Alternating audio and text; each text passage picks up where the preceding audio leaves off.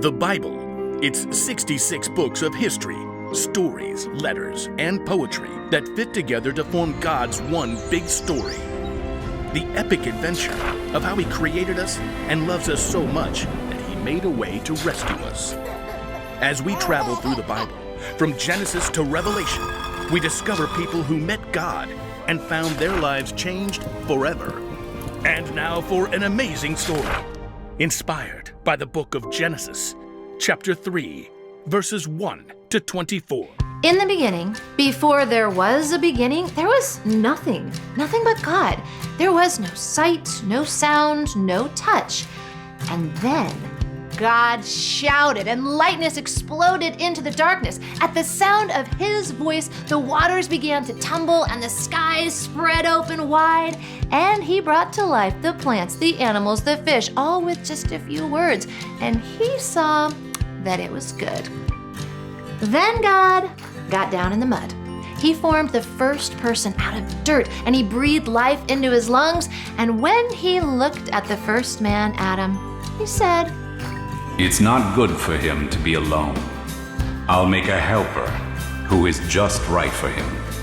And so God took one of Adam's ribs and created the first woman, Eve.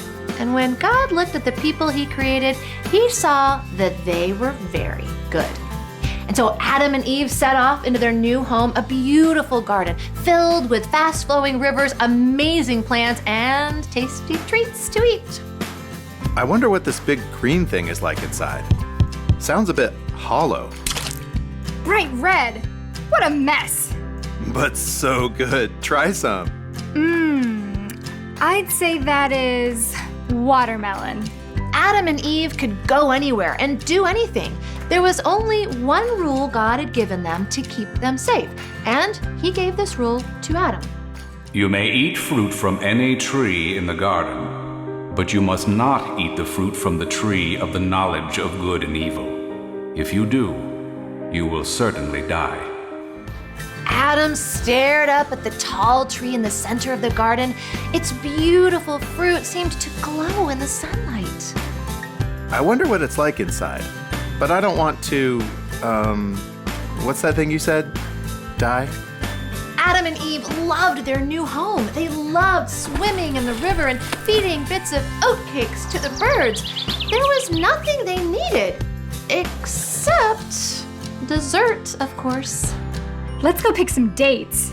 On their way to the date palm tree, though, they passed right under the tree of the knowledge of good and evil. The beautiful fruit swayed gently in the breeze. Then all of a sudden, they jumped back. A serpent was coiled along the branch, just hovering over the fruit.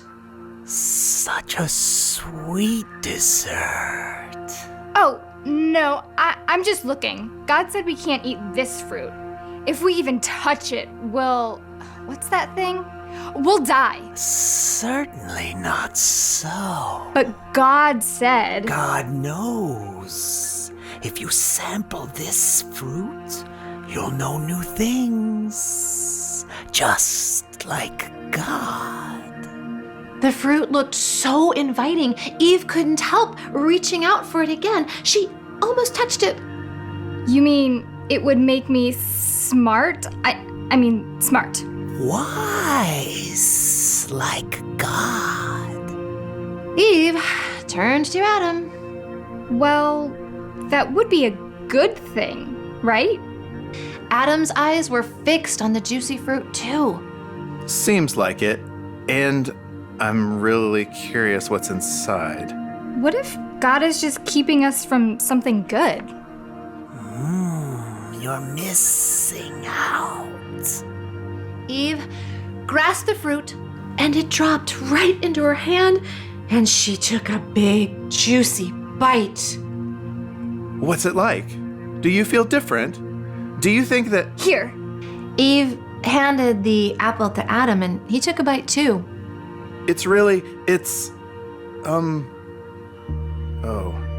Adam and Eve hardly even noticed what the fruit was like because suddenly they were flooded with new and terrible thoughts and feelings. For the first time ever, they felt guilty and ashamed, and for the first time ever, they noticed something else. Adam, we should cover ourselves up. With what? Eve glanced around. Leaves. We'll use leaves. Adam and Eve pieced together fig leaves from a nearby tree to cover themselves, but before they were even finished, they heard a rustling and a swaying in the garden. It's him. It's God. Quick, hide. Adam and Eve ducked behind the largest fig tree. Where are you? Adam didn't say a word. Eve jabbed him in the ribs with her elbow. Say something. You were the one who wanted to hide. Adam glared, but spoke up anyway. I heard you, and I was afraid because I wasn't wearing clothes. So I hid. Who said you weren't wearing anything? Have you eaten fruit from the tree I commanded you not to? You see, it's not my fault. It's that woman you put here. She gave me the fruit. Eve jabbed him in the side again. Eve, what have you done? It's not my fault. The serpent tricked me. God's heart was saddened. Adam and Eve had chosen to listen to the serpent instead of trusting and obeying God.